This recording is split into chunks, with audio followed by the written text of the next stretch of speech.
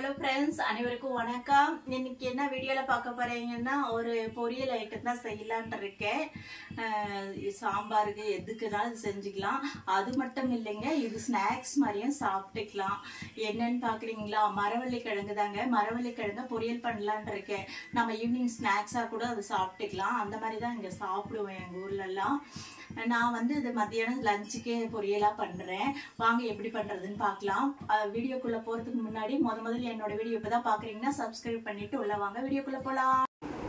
இப்போ பார்த்தீங்கன்னா மரவள்ளி கிழங்கு ஒன்று எடுத்து வச்சுருக்கேங்க. இதை நல்லா கழுவிட்டு நம்ம வேக வச்சு எடுத்துக்கலாம்.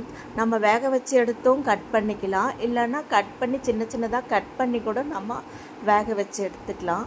முதல்ல நல்லா தோலெல்லாம் சீவிட்டு நாம் வேக வச்சு எடுத்துக்கலாம். பாருங்க, மரவள்ளி கிழங்கு வேக வச்சு நல்லா சின்ன சின்னதாக கட் பண்ணி வச்சுருக்கேன்.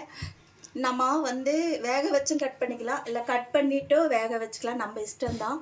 எடுத்து வச்சுருக்கேன். பெரிய வெங்காயத்தை நல்ல நீள நீளமாக நறுக்கி வச்சுருக்கேன். இந்த மாதிரி போட்டால் சாப்பிட்றதுக்கு நல்லாயிருக்கும். கருவேப்பிலை, மல்லித்தலை, வரமிளகா. வாங்க எப்படி தாளிக்கலான்னு பார்க்கலாம். பாருங்கள், ஸ்டவ்வில் வடைச்சட்டி வச்சு எண்ணெய் விட்டுருக்கேன்.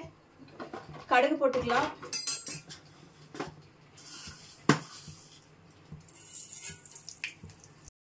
கடலைப்பருப்பு, ஒரு ஸ்பூன் உளுத்தம்பருப்பு. இப்போ கொஞ்சம் மஞ்சத்தூள் போட்டுக்கலாம். இப்போ காரம், மஞ்சத்தூள் இதெல்லாம் இறங்கினா இல்லையா, அதனால இதை போட்டு கிளறிட்டு லைட்டாக ஒரு ஸ்பூன் தண்ணி விட்டுக்கலாம். அப்போ தான் உங்களுக்கு இந்த எசன்ஸ் எல்லாமே, காரம், உப்பு எல்லாம் அதில் நல்லா கலந்து கொடுக்கும். ஒரு 1.5 ஸ்பூன் தண்ணி விட்டுக்கலாம். ஏன்னா ஏற்கனவே வெந்திருக்குது பாருங்கள். நம்ம ரொம்ப குழன்னு வேக வைக்க முடியுதுல்ல, அதனால தான். பாருங்க, 2 ஸ்பூன் அளவுக்கு தான் தண்ணி விட்டுருக்கேன். இப்போ இதுக்கு அப்படியே லைட்டாக சுண்டுட்டோம். வெந்துருச்சுல்ல, லைட்டாக சுண்டுட்டோம். இப்போது நாம் ஒரு ஸ்பூன் அளவுக்கு தேங்காய் திருவல். அவ்வளோதாங்க, மரவள்ளி கிழங்கு பொரியல் ரெடி ஆகிடுச்சு. சாப்பாட்டுக்கும் வச்சு சாப்பிட்டுக்கலாம், இல்லைன்னா சாயந்தரமாக ஸ்நாக்ஸாகவும் ஒரு கப்பில் போட்டு சாப்பிட்டுக்கலாம். குழந்தைங்க விரும்பி சாப்பிடுவாங்க. நல்லா இருக்கும், சூப்பராக இருக்கும். இது கொஞ்சம் பெருங்காயத்தூள் போடலாம். நான் முன்னாடி மறந்துட்டேன். லைட்டாக போட்டு கொஞ்சம் கிளறிக்கலாம். பெருங்காயத்தூள் கண்டிப்பாக போட்டால் தான் கேஸ் எல்லாம் வராமல் இருக்கும். சரிங்களா? நான் கொஞ்சம் மறந்துட்டேன். இப்போ பார்த்தீங்கன்னா மதியானம் லஞ்சுக்கு கீரை குழம்பு வச்சுருக்கேன். அப்புறம் மரவள்ளி கிழங்கு பொரியலாக பண்ணியிருக்கேன். பார்த்தீங்கன்னா அப்பளம் கூட பொரிச்சிக்கலாம். இது வந்து கீரை வந்து பருப்புக்கு ஊட்டிக்கீரைன்னு சொல்லுவாங்க. எங்கள் வீட்டில் தொட்டியில் இருந்தது, கொஞ்சமாக தான் கிடைஞ்சிருக்கேன். சூப்பராக இருக்குங்க. அது உடம்புக்கு ரொம்ப நல்லது.